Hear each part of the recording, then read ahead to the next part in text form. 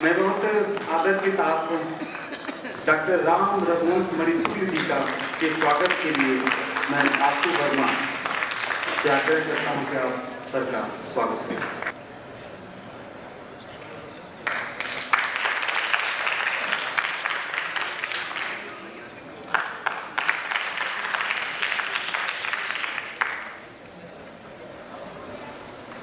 अब मैं अविलंब डॉक्टर राम रघुवंश मणि शुक्ल जी को कुबेरनाथ राय पर अपनी बात रखने के लिए बुलाता हूँ। बुलाने से पहले सर का संक्षिप्त परिचय। सर बहराइच जिले से आते हैं। सर ने कुबेरनाथ राय पर विशेष अध्ययन रहा है सर का। यूजीसी की जो विशेष शोध वृत्ति है सर ने उसके द्वारा लोकगीतों और जो उनके निबंध उस पर सर ने काम किया है और उनके जो गद्य हैं उस पर भी सर के अनेक लेख प्रकाशित हैं।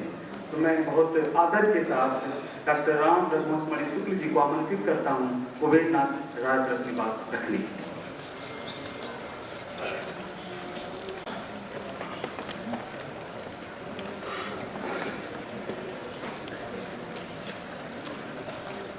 भारत माता के पवित्रतम भूभागों में से इस काशी की भूमि पर जो हमारे मंच पर विद्वज्जन उपस्थित हैं और हमारे समक्ष जो इस ज्ञान की तपोभूमि से संबंध रखने वाले श्रोता उपस्थित हैं, उन सबका मैं अभिनंदन करता हूं।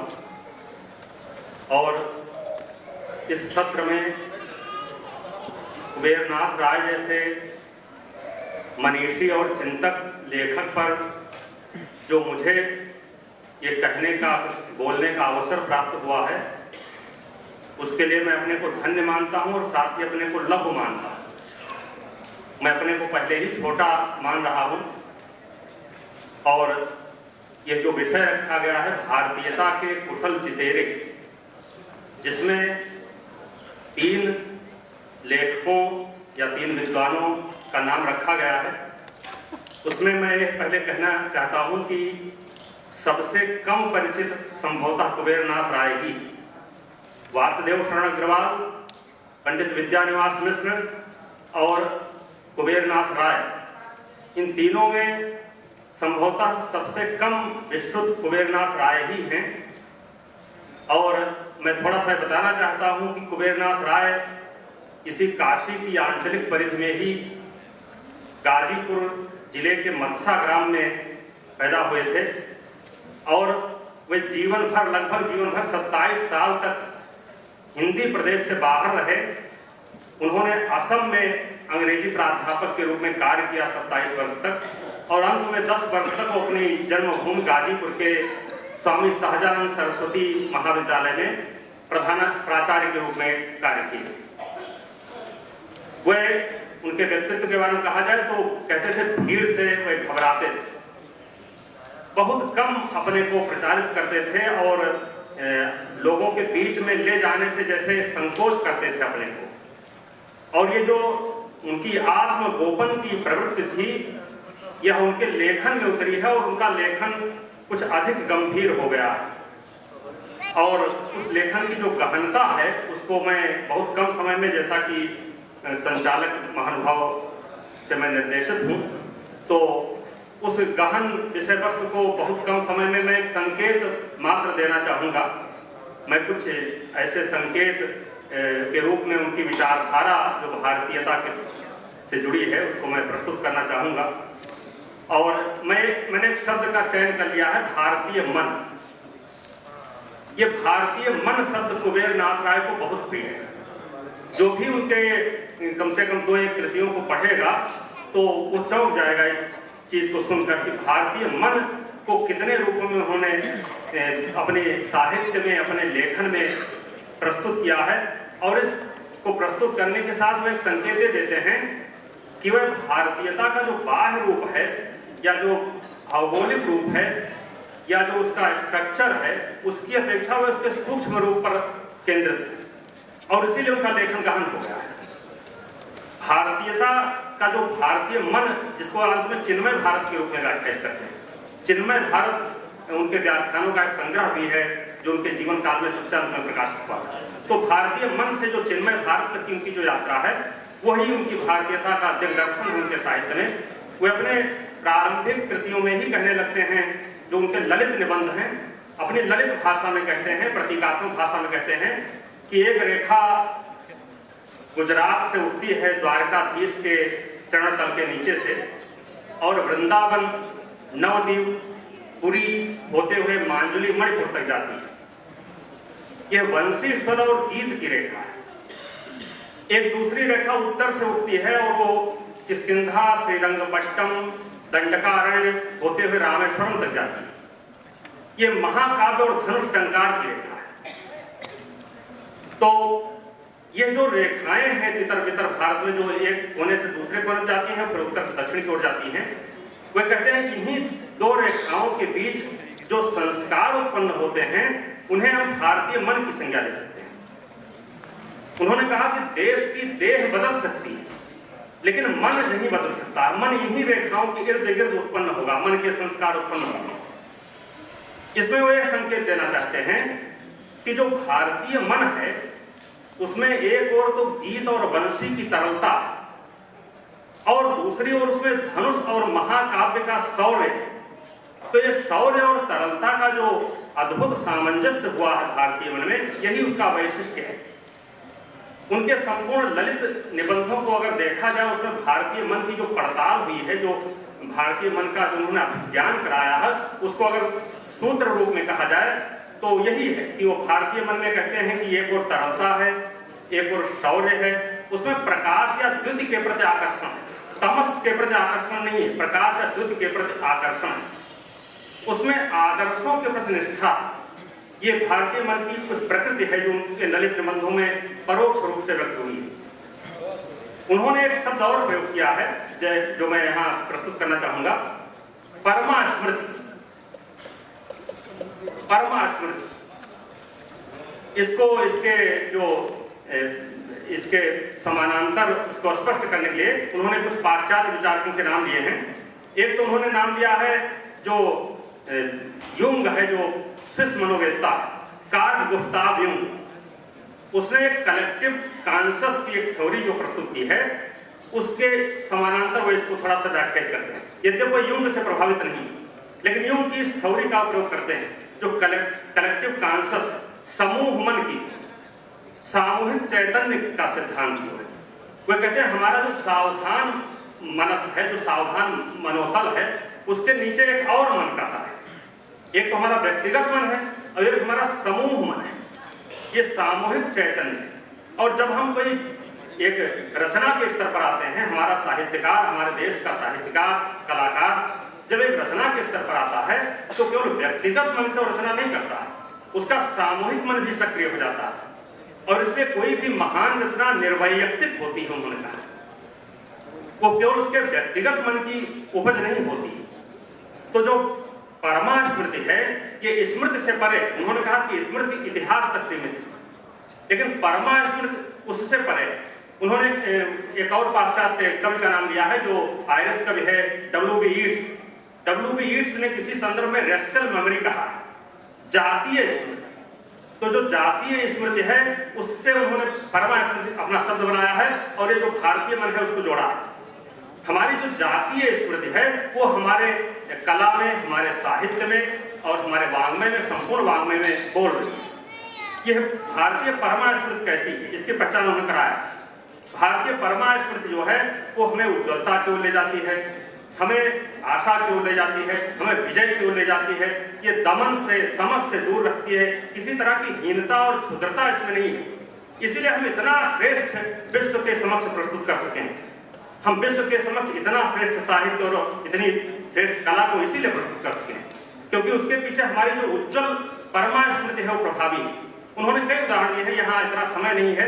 उन्होंने कहा कि महाकाव्यों में जो नायक का चयन किया जाता है, वो हमारे यहाँ कितनी सावधानी से हुआ है। नायक की बहुत बड़ी बड़ी योग्यताएं काव्य शास्त्र में बताई गई, और वैसे ही हमारे नायक हैं भी। सब में धीर जुड़ा है, नायक उद्धत होता है, ललित होता है और उदात्त होता है, लेकिन उसके साथ धीर जुड़ा हुआ है। पाश्चात्य साहित्य में ऐसा नहीं है। पाश्चात्य साहित्य में वह नायक प्रसिद्ध हुए मुख्य रूप से वहां, जैसे उन्होंने उदाहरण दिया है शेक्सपियर का, जो उन्होंने ट्रेजेडी लिखी शेक्सपियर ने, उसमें मैकबेथ एक नेगेटिव हीरो है उन्होंने कहा, जबकि वही छाया हुआ है, सबसे अच्छी उनकी ट्रेजेडी मानी जाती है। लेकिन हमारे यहाँ जो नायक हैं वो कहीं उसमें नकारात्मकता नहीं। हमारे नायकों का जो वर्ण चयन हुआ है कवियों के द्वारा, वो बहुत बड़ी दिशा देने के लिए, बहुत बड़ा एक प्रकाश देने के लिए जैसे हुआ है। हमारे जो परमा स्मृति है, उससे हमारा जो प्रारंभ का वैदिक साहित्य है वहां से लेकर और हमारी लोक कथाएं तक प्रभावित है। जो वेदों में त्रिविक्रम आख्यान है, जो महासुपर्ण का अमृताख्यान है, जो रामायण में अपराजय संघर्ष है, और उसके बाद वहां से लेकर जो लोकगीतों में जिस नायक की बात आती है, जो कभी 7 बाघों से लड़ता है, कभी 14 नागों से लड़ता है और अपनी उपलब्धि को लेकर आता है, वो हार कर नहीं आता। तो ये वेदों से चल रहा है। वीरता ने गरुड़ से कहा था, सुपर्ण से कहा था कि अमृत को लेकर ही आना। उनका एक निबंध है रामायण महातीर्थम में, प्रिय पुत्र अमृत लेकर ही लौटना। जो वीरता का निवेदन है अपने पुत्र से कि अपनी माता के उद्धार के लिए अमृत को लेकर ही आना है, पराजित होकर नहीं आना, और गरुड़ उसको पूरा करते हैं। वैसे ही राम है, राम पराजित होकर नहीं आते हैं। और वही धारा जो है लोक कथाओं तक, लोकगीतों तक आई। लोक कथाओं का नायक पराजित नहीं होता है। तो हमारी परमा स्मृति हमें इस रूप में लाती है कि हम बहुत श्रेष्ठ अवदान दे सकें। उन्होंने थोड़ा तुलना भी की, जैसे पश्चिम में जो 3 यूरोपीय 3 क्लासिकल कवि हैं, होमर, वर्जिल और दांते के बारे में, दांते से वो प्रभावित हैं। दांते ने डिवाइन कॉमेडी लिखी है, बहुत उच्च स्तर का आध्यात्मिक काव्य है। तो डिवाइन कॉमेडी में एक जगह उन्होंने संकेत दिया है, दांते की सीमा दिखाई है और अपने ऋषियों से तुलना की है, जो ऋषि साहित्य है।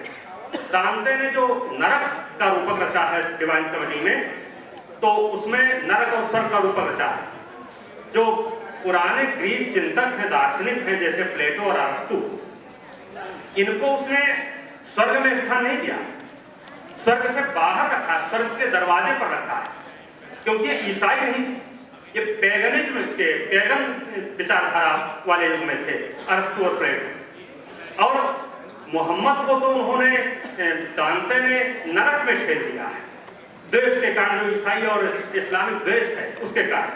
तो उसमें उन्होंने वहां तुलना की है कि दांते इतना महान होते हुए भी और एक महान काव्य रचते हुए भी अपनी क्षुद्रता को नहीं छोड़ पाया। वो क्षुद्रता हमारे यहाँ कहीं नहीं। हमारे ऋषियों का और हमारे संतों का जो इतना उदात्त काव्य है, जिसमें कहीं क्षुद्रता नहीं, छोटापन नहीं, उसमें हमेशा मनुष्य केंद्रित बात की गई है, हमेशा विश्व केंद्रित बात की गई है। तो ये बहुत बड़ी चीज है कि हम विश्व के सामने बिल्कुल अनूठे हैं। उन्होंने जो कुबेरनाथ जी ने जो भारतीय मन है उसका जो चिंतनगत स्वरूप है, उसको आर्ष चिंतन नाम दिया है। समय बहुत कम है, मुझे पूरा याद है। और आर्ष चिंतन की उन्होंने कुछ चीजें, कुछ संकेत दिए हैं कि आर्ष चिंतन की प्रकृति क्या है जो हमारे चिंतन पर प्रभावी है। जैसे उन्होंने एक चीजें कहा है कि आर्ष चिंतन जो है, उसको हम आर्ष चिंतन इसलिए कहते हैं क्योंकि उसके प्रस्थान बिंदु पर ऋषि बैठा हुआ है। लेकिन उन्होंने स्पष्ट किया है कि आर्ष चिंतन केवल ऋषि प्रसूत चिंतन नहीं है, वो ऋषि से चलकर और शंकराचार्य, कालिदास, वल्लभाचार्य, रामानुज, चैतन्य और दयानंद, विवेकानंद, तिलक और गांधी तक आता है। ये पूरी, वो कहते हैं ये परंपरा है जो ऋषि के अनुधावन से चलती है। अनुधावन नहीं कर सकते, यानी ऋषि के अनुसरण से जो एक परंपरा चलती है वो आर्ष चिंतन है। आर्ष चिंतन के प्रस्थान बिंदु पर ऋषि है। और कुबेरनाथ जी ने बड़ी गंभीरता से उसका विवेचन किया है अपने प्रबंध ग्रंथ में, चिन्मय भारत में। और ऋषि कवि है, और इसलिए जो उसका ऋषि का चिंतन है वो काव्य धर्मी हो गया है। 2 चीजें उन्होंने बहुत वैसे सूत्र दिए हैं, 2 सूत्र उन्होंने प्रमुख रूप से दिए। एक तो यज्ञ और दूसरा जो उसका कवि धर्मी होना है वो। तो यज्ञ संस्कृति के परिवेश में ऋषि रहता था, इसलिए उसका चिंतन यज्ञ धर्मी हुआ। और यज्ञ का जो स्थूल अर्थ है वो तो इतना ही है कि हवन या अग्निकर्म, लेकिन उससे आधा अधिक उसका बृहत्तर अर्थ है। वो सृजन के लिए कर्म करना है, पारमार्थिक कर्म करना है। और इदम इंद्राय ना इदम मम, यानी स्वार्थ से ऊपर उठकर जो कर्म किया था वो सब कुछ यज्ञ है। इसीलिए जो संवत्सर यज्ञ है वो ऋतु चक्र के रूप में है। ऐसे जो गार्हस्थ में दाम्पत्य यज्ञ है, स्वाध्याय में ज्ञान यज्ञ है, उपासना में जप यज्ञ है। तो यज्ञ का बृहत्तर रूप हमारे सामने किया गया है। और हमने सारे कर्मों को यज्ञ के कारण एक दिव्यता प्रदान की। उन्होंने लिखा है कि पश्चिम के लोग इस बात पर चकित हो जाते हैं कि हिंदू लोग अपने सामान्य जो दैनिक या भौतिक क्रियाएं हैं, दैहिक क्रियाएं हैं, उसमें भी दिव्यता की स्थापना करते हैं, उसको किसी न किसी दिव्यता से जोड़ते हैं। तो उसका कारण यही है कि हम यज्ञ भाव से चले। हमारा ऋषि यज्ञ के परिवेश में रहता था और वो आज तक आई। हम हर कर्म को दिव्यता से जोड़ते हैं, शुचिता से जोड़ते हैं। हमारा कोई कर्म अपकर्म न हो जाए, कुकर्म न हो जाए, दुष्कर्म न हो जाए, इसका हम बराबर ध्यान रखते हैं। ये हमारे आर्ष चिंतन का प्रभाव है। दूसरी चीज यह है कि जो आर्ष चिंतन में जो कवि दृष्टि है, कवि दृष्टि के कारण हम किसी वस्तु को वस्तुवादी दृष्टि से नहीं देखते हैं, बल्कि लाक्षणिक और व्यंजनात्मक शैली से उसके सूक्ष्म रूप को देखते हैं।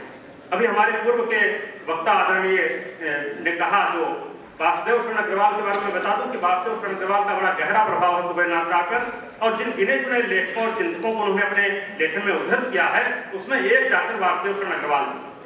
तो वासुदेव शरण अग्रवाल ने जिस तरह से किया है, उन्होंने कहा कि इससे एक वस्तु है कमल, कमल पुष्प। तो कमल पुष्प का वानस्पतिक आयतन जो है पुष्प है मात्र, लेकिन जब उसको ऋषि की दृष्टि से देखा जाता है या कवि दृष्टि से देखा जाता है, तो उसके आयतन विस्तृत होते चले जाते हैं। योगियों की दृष्टि में सहस्त्रार, कवियों की दृष्टि में स्त्री और समृद्धि का द्योतक है। वो उसका जो स्त्रीलिंग रूप है वो लक्ष्मी, उसका जो पुल्लिंग रूप है विष्णु, वो राम है। जैन ग्रंथ में तो राम के चरित्र को पौम चरु कहा गया है, पद्म चरित्र कहा गया है। तो जो ऋषि की दृष्टि है वो अभिधा को पार करके लक्षणा और व्यंजना तक जाती है, और सारा जो भारतीय ग्रंथ है, जो भारतीय साहित्य है, उनका मर्म अभिधा के माध्यम से नहीं ग्रहण किया जाता है, हम उसको लक्षणा और व्यंजना के माध्यम से ही ग्रहण कर सकते हैं। उन्होंने बहुत विस्तार से त्रेता का महातीर्थ जो है, ये त्रेता का बृहद साम जो लिखा है, और रामायण महातीर्थम लिखा है। इसमें रामायण में पर इसी तरह से सूक्ष्मता से विचार की।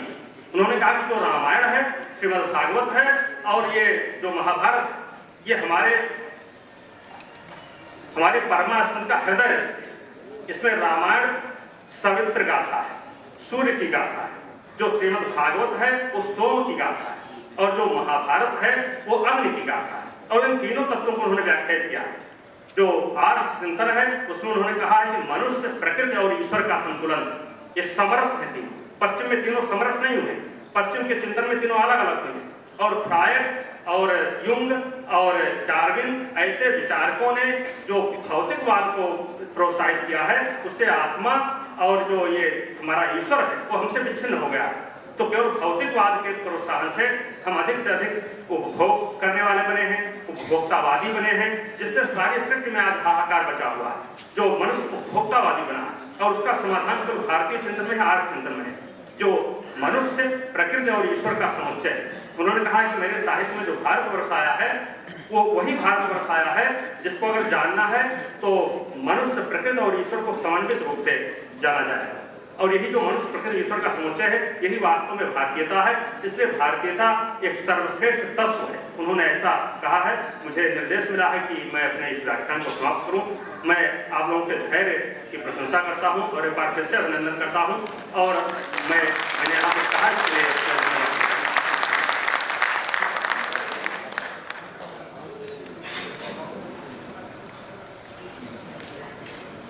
बहुत बहुत आभार सर, आपने कुबेरनाथ राय पर इतनी सारगर्भित बात रखी।